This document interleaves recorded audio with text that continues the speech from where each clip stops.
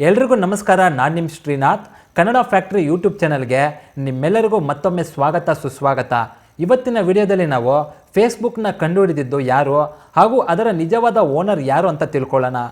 ಫೇಸ್ಬುಕ್ನ ಕಂಡುಹಿಡಿದಿದ್ದು mark Zuckerberg ಅಂತ ನೀವೆಲ್ಲರೂ ತಿಳ್ಕೊಂಡಿರ್ತೀರ.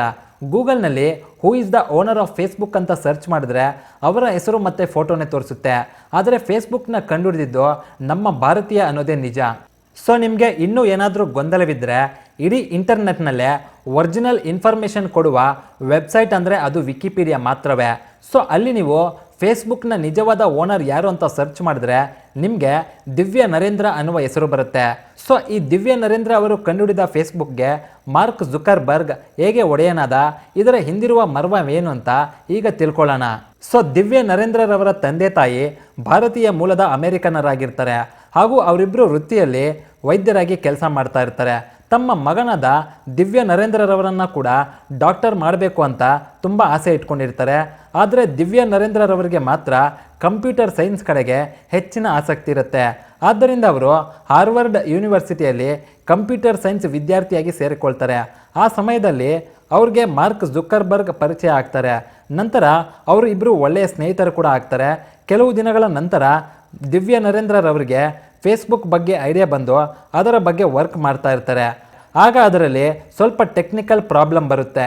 ಆಗ ಅವರು ಮಾರ್ಕ್ ಜುಕರ್ಬರ್ಗ್ ರವರ ಬಳಿ ಸಹಾಯಕ್ಕಾಗಿ ಮೊರೆ ಹೋಗ್ತಾರೆ. ಆದರೆ ಮಾರ್ಕ್ ಜುಕರ್ಬರ್ಗ್ ದಿವ್ಯ ನರೇಂದ್ರರವರಿಗೆ ಸಹಾಯ ಮಾಡುವ ಬದಲಾಗಿ ತುಂಬ ಚಾಣಾಕ್ಷತನದಿಂದ facebook.com ಡೊಮೈನನ್ನು ರಿಜಿಸ್ಟರ್ ಮಾಡಿಕೊಳ್ಳುವುದರ ಜೊತೆಗೆ ಅದರ ಸೋರ್ಸ್ ಕೋಡ್ನ ಕೂಡ ದಿವ್ಯ ನರೇಂದ್ರರವರಿಗೆ ಗೊತ್ತಾಗದ ಹಾಗೆ ಕದೀತಾರೆ.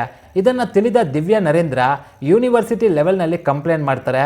ಆದರೆ ಅದಕ್ಕೆ ಅವರು ಏನು ಸರಿಯಾದ ಪ್ರತಿಕ್ರಿಯೆ ನೀಡದೆ ಕೋರ್ಟ್ನಲ್ಲಿ ಇತ್ಯರ್ಥ ಮಾಡಿಕೊಳ್ಳಿ ಅಂತ ಹೇಳ್ತಾರೆ. ನಂತರ ಕೋರ್ಟ್ ಮೊರೆ ಹೋದ ದಿವ್ಯ ನರೇಂದ್ರರವರಿಗೆ ಕೋರ್ಟ್ನಲ್ಲಿ ಜಯ ಸಿಗುತ್ತೆ.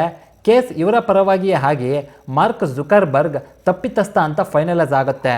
ಆಗ ಕೋರ್ಟ್ ಮಾರ್ಕ್ ಜುಕರ್ಬರ್ಗ್ ರವರಿಂದ $20 ಮಿಲಿಯನ್ ಫೈನ್ ಆಗಿ ವಸೂಲಿ ಮಾಡ್ತಾರೆ.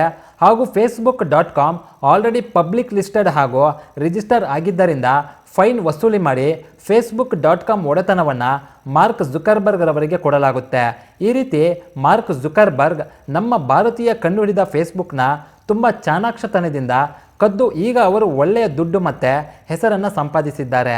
ಈ ವಿಡಿಯೋ ನಿಮಗೆ ಸ್ವಲ್ಪನಾದರೂ ಇಷ್ಟ ಆಗಿದ್ರೆ ವಿಡಿಯೋನ ಲೈಕ್ ಮಾಡಿ ಹಾಗೂ ಅವರೇ ಕದ್ದಿರುವ ಫೇಸ್ಬುಕ್ ಹಾಗೂ ಅವರ ಒಡೆತನದ ವಾಟ್ಸಾಪ್ನಲ್ಲಿ ಪ್ರತಿಯೊಬ್ಬ ಭಾರತೀಯನನ್ನು ತಲುಪುವವರೆಗೂ ಈ ವಿಡಿಯೋನ ಶೇರ್ ಮಾಡಿ ಮತ್ತು ನಿಮ್ಮ ಅಭಿಪ್ರಾಯವನ್ನು ಕಮೆಂಟ್ ಮೂಲಕ ತಿಳಿಸಿ.